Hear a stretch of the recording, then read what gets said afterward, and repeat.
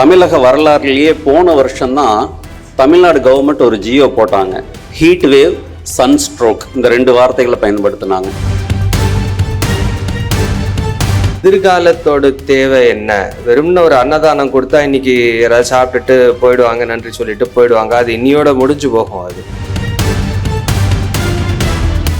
2025 ஆண்டுக்கு இன்னும் ஒரு 3 லட்சம் மரத்தை நம்ம நட்டு இந்த ஆண்டு முடியும் பொழுது 25 லட்சமாக மரக்கன்றுகள் நாம் நட்டிருக்க வேண்டும். வெள்ளகோயில் போன்ற பகுதிகளில் எங்களுக்கு தோளோடு தோள் நின்று எங்களோடு பயணித்துக் கொண்டிருக்கக்கூடிய அனைத்து அமைப்புகளுக்கும் எனது